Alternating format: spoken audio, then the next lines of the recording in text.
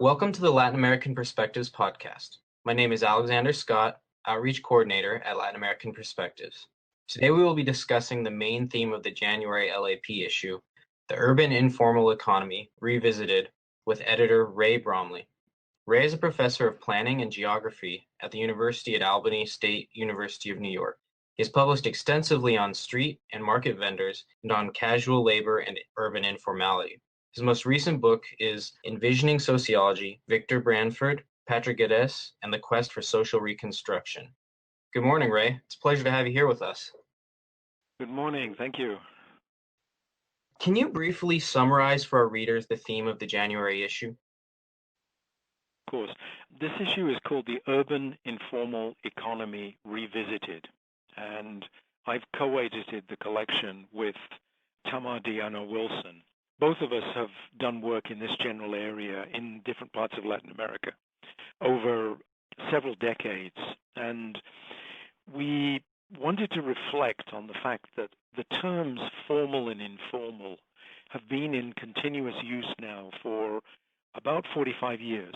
The terms came into the literature in the early 1970s with a very specific context, and the world has changed enormously since then. So we were anxious to explore to what extent the meaning and the applications of the terms had changed, and also how the context has changed in terms of their application.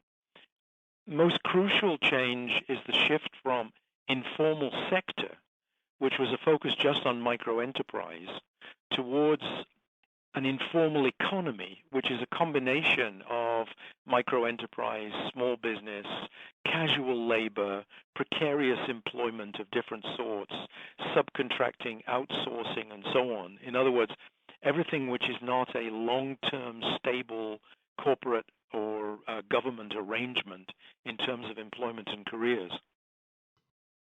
So in the introduction to the issue, you discuss how neoliberalism has affected the persistence and growth of informal economies in Latin America. Additionally, you maintain the gap between the formal and informal economies has been narrowing in recent years, and I was hoping you could discuss how neoliberalism has affected both formal and informal economies in Latin America, and describe how the gap between them has been narrowing.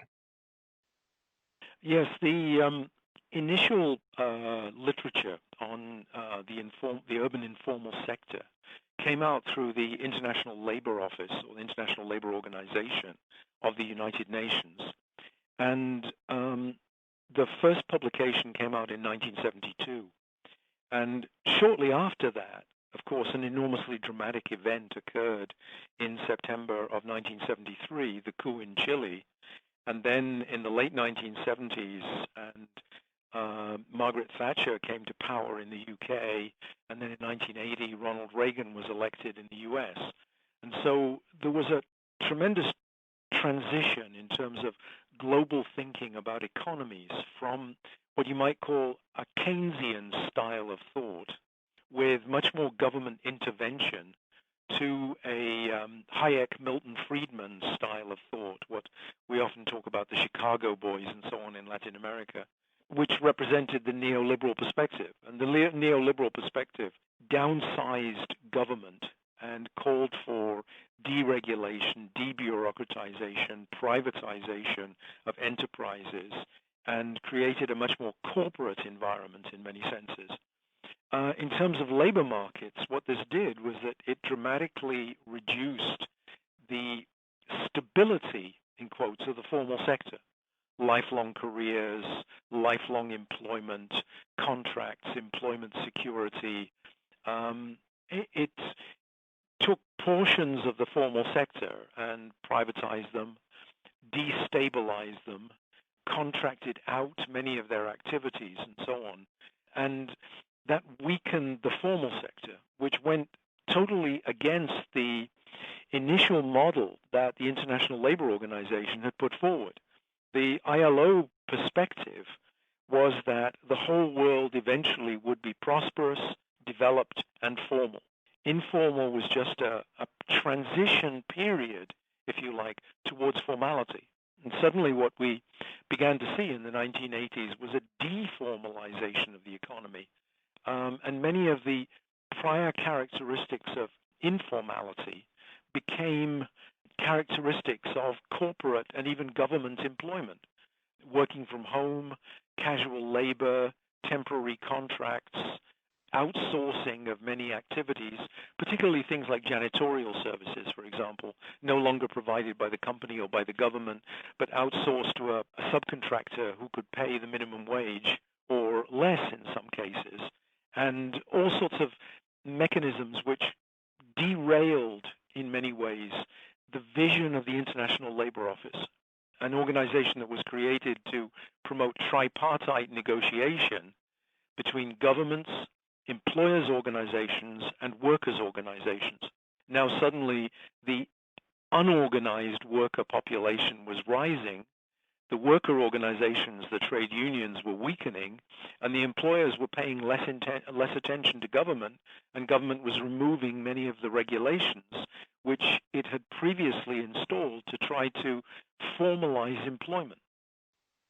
So, considering how neoliberalism has affected workers in both formal and informal economies in terms of precarity of work and exclusion from rights and services, I'm curious how workers and labor organizers and labor organizations have responded to the effects of neoliberalism.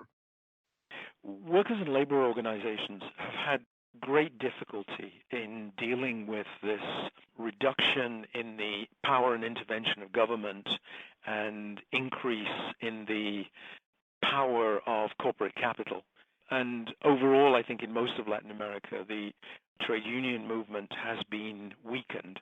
Nevertheless, most countries are democracies, and those democracies have been anxious to get votes. And so one of the changes which has occurred over the last 20 years is the introduction of some universal benefits, very, very small-scale contributions in terms of old age pensions or social security benefits or some modest degree of medical insurance.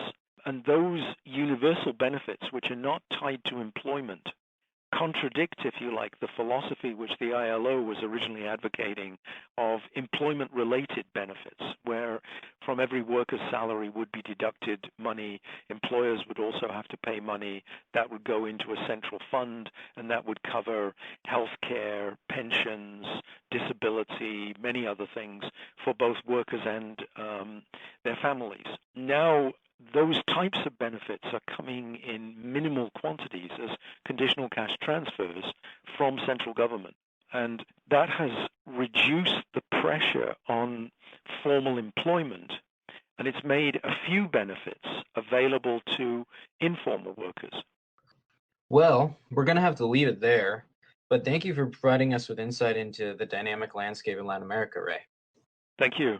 That is all the time we have for today, but thank you for listening in. Please don't forget to add us on Facebook, Twitter, Pinterest, YouTube, and all of our other wonderful social media sites. Please join us again in March for our next podcast. Hasta luego. Hasta luego.